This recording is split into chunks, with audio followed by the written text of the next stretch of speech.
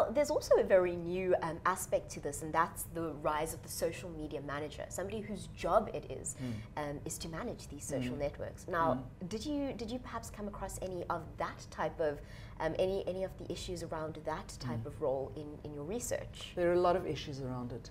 First of all, you're dealing with a very young person who has not grown within the organization, and they're referred to in the parlance as digital natives because they're so savvy around this, you know, their language is kind of social media, they understand it. So when they get to an organization, there's nobody in the organization that actually knows what they do. And the more senior people within the organization don't even know how to write a job description for this person. So they sort of go, you know, there you go, manage your portfolio. We don't quite know what it is that you're supposed to do, but just, you know, go ahead and do it. And that's completely different to the traditional approach of managing people. Normally, you get to an organization, particularly big corporates, and you get your job description, you get told exactly what to do and how to do it. So you've got this anomaly where you've got a manager who has absolutely no clue what's going on. They're digital immigrants, and they don't even know how to tell the digital natives how to go about their own jobs. And I often have clients, even in the advertising sphere, who go, I've got this like kid who's working for me. And we don't really know what they do. In fact, we don't think they're doing all that much, but we don't quite know how to monitor that. So there's that aspect.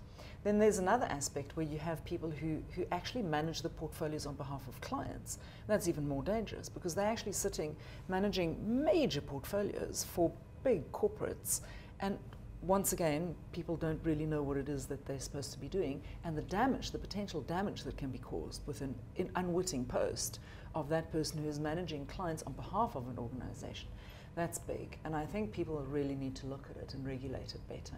I think the bottom line of this whole conversation is stop pretending that social networks do not have an impact on your organization. Put some policies in place and start recognizing it.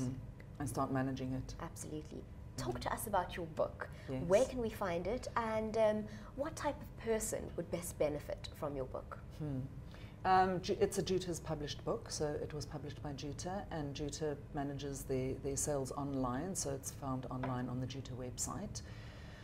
Anyone in the organization, I think if you were an employee, you should be interested in it to know how to stay out of trouble, certainly if you're an employer. So lawyers who help organizations, HR people, I think business managers, I think business leaders should take charge and actually start understanding.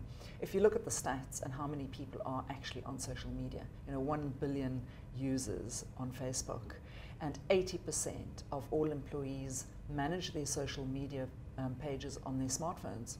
So it doesn't matter if you regulate the computers, they're doing it anyway on their own social private smartphones. So I think anyone in an organization should be interested. It's not a difficult book to read, it's not very fat. You could basically read it in one sitting, and I think it gives good guidelines on what to do and what not to do. Marlene, thank you so much for speaking to us today. Thank you, Jerusha. Thanks for your time.